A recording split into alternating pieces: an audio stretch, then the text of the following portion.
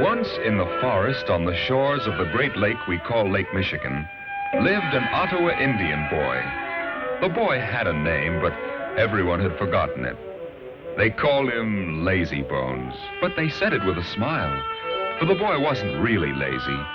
It was just that he was always watching, always wondering by himself. Sometimes he would watch the women pounding corn into meal. Sometimes the boy watched the men before a hunt making arrowheads out of flint.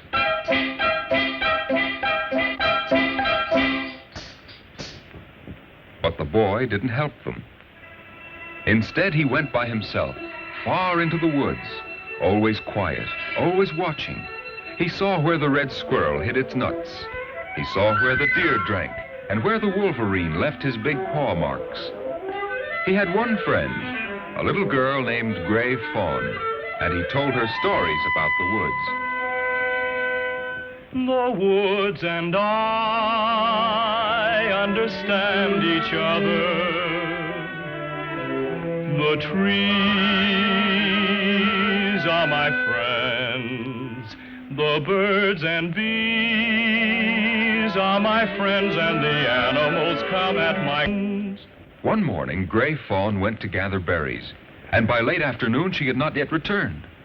The men of the tribe found her moccasins near the lake, but they didn't find Gray Fawn. The chief, her father, cried angrily, "She must have been captured by the Saginaws." The men painted their faces and prepared for war.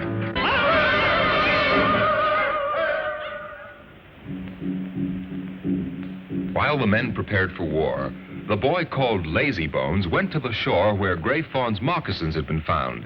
He said to himself, if Gray Fawn had been captured, she would have dropped her berry basket.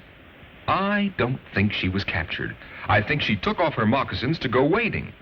He looked along the shore until he found a footprint in the mud. He said, she came out here and couldn't find her moccasins. He sang, My woodland friends, tell me where is Gray Fawn? Which way did she go? Oh, tell me, please, that you know and your signs I will follow to her. Oh,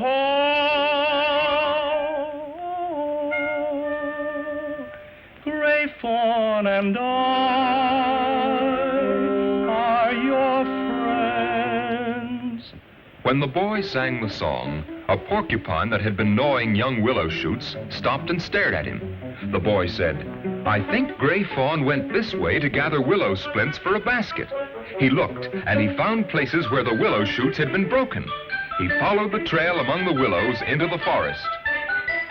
My woodland friends, tell me where is Gray Fawn? A squirrel ran down a tree trunk and stopped, his nose pointing. The boy looked and saw where Gray Fawn's bare feet had disturbed the leaves. Which way did she go?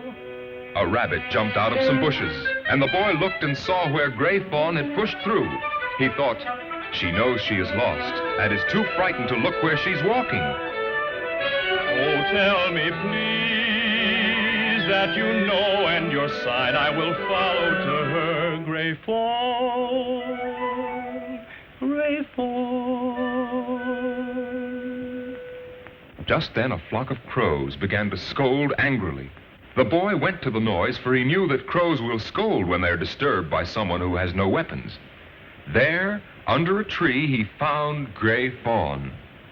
The boy took Gray Fawn by the hand, and they set out for home. See, there! And when the men saw the children, they laughed with relief and joy. And the chief, Gray Fawn's father, put his hand on the boy's head and said, now I will give this boy a name.